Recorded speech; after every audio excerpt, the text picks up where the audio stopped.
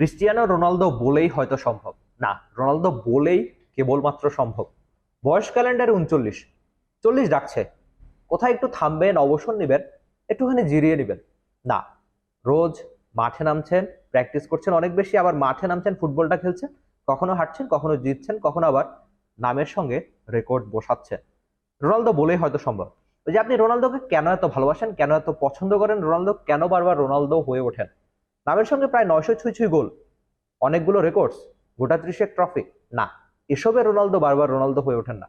Ronaldo বারবার Ronaldo হয়ে ওঠেন নিজের কাজের প্রতি তার তীব্র ভালোবাসা, খেলাটা, যে খেলাটা তিনি খেলতে সবচেয়ে বেশি পছন্দ করেন ফুটবল, সেই খেলাটার প্রতি তার তীব্র টান। এই জন্যই রোনালদো বারবার রোনালদো হয়ে ওঠেন। তিনি আদতে কাঁদছিলেন, তার কান্নার ছবি গত রাতে পুরো ইন্টারনেটে, সামাজিক যোগাযোগ মাধ্যমে প্রায় ছড়িয়েছে। তবে রোনালদোকে ছোটবেলার তার ওই গল্পটা জানেন কিনা, তাকে ছোটবেলায় ক্রাই বেবি বলা হতো। তিনি যখন ফুটবল মাঠে, একেবারে যখন ছোট রোনালদো ফুটবল মাঠে ফুটবলটা খেলতেন, টিমমেটরা যখন তাকে ভুল পাস দিত কিংবা খুব বেশি খারাপ খেলতো, তিনি নাকি মাঠে বসে কাঁদতেন, এজন্য তাকে ক্রাই বেবি বলা হতো। সে রোনালদো পরেও অনেকবার কাঁদলেন। নিজের প্রথম ইউরোর সেই হারের পর তিনি কাঁদলেন, নিজের শেষ বিশ্বকাপ, ওই যে মাঠের টানেল ধরে অনেকক্ষণ হাঁটতে হাঁটতে তিনি কাঁদলেন, সবশেষ এই সৌদিতে এই ফাইনালটা হেরে তিনি কাঁদলেন। রোনালদোর আসলে কি খুব বেশি জেতার আছে? একটা বিশ্বকাপ ছাড়া তো তিনি প্রায় সবই জিতেছেন। কি কি জিতেছেন তার চেয়ে যেন বলা সহজ, তিনি কি জিততে পারেননি।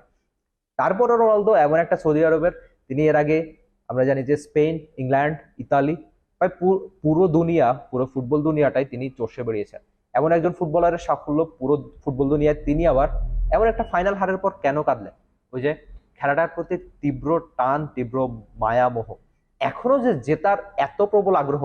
বয়স 39, তবুও রোনালদো বলেই হয়তো সম্ভব। আর রোনালদো এসব কারণেই বারবার রোনালদো হয়ে ওঠেন। তিনি আসলে এবার নামের সঙ্গে রেকর্ডস তো প্রায় বসা। তো এই মৌসুমে আসলে খুব ভালো ফুটবলটা খেলেছেন, সৌদি প্রো লিগের এক মৌসুমে সর্বোচ্চ গোলের রেকর্ডটা নিজের নামের সঙ্গে বসে নিয়েছেন। তবে তবুও আক্ষেপ, কারণ শিরোপা জেতা হয়নি তার একটাও। রোনালদো এজন্যই আসলে আক্ষেপ করেছিলেন, তিনি পুরো সিজনটা খুব ভালো ফুটবলটা খেলেছিলেন, কিন্তু তার ট্রফিটা জেতা হয়নি। আমরা রোনালদোর কান্নার কথা বলছিলাম, যে মাঠে দেশজ আবেগে ফুসতে থাকা এক সিংহ পুরুষ রোনালদোর দেখা মিলে, তিনি তার উদযাপন দিয়ে পুরো দুনিয়ায় বিখ্যাত, কিংবা গোলের জন্য বিখ্যাত, কিন্তু সেই রোনালদো মাঠে বসে কাঁদেন। সেই কান্নাটা বোধ করি তার খেলাটার প্রতি 39 বছর বয়সে এসেও তীব্র ভালোবাসার জন্য। ওই যে আমাদের সমাজে একটা কথা আছে না, পুরুষ মানুষের কাঁদতে নেই না। যেখানে রোনালদো কাঁদেন, সেখানে আপনিও হয়তো আপনার দুঃখ কষ্টের জন্য ঠিকই কাঁদতে পারেন, আবার সেই কান্না থেকে ফিরতে পারেন। রোনালদো তার প্রথম ইউরোর পর কেঁদেছিলেন, আবার ঠিকই পরে ইউরো জিতেছিলেন। ইউরো জিতেও কিন্তু রোনালদো কেঁদেছিলেন। কেবলমাত্র রোনালদো বলেই হয়তো সম্ভব। আপনি নিজের কাজকে কতখানি ভালোবাসবেন, সেটা বড় প্রমাণ হয়তো Cristiano Ronaldo.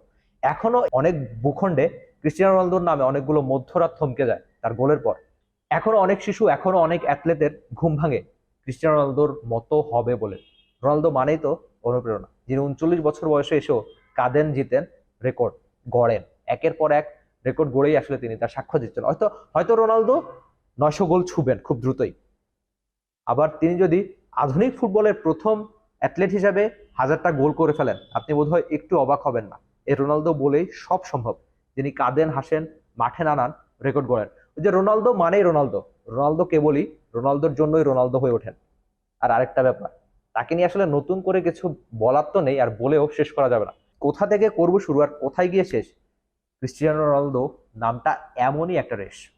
For more updates, subscribe to our YouTube channel and click on the bell icon. Follow us on Facebook and Instagram. Download T Sports app to enjoy exciting games and highlights. Visit tsports.com.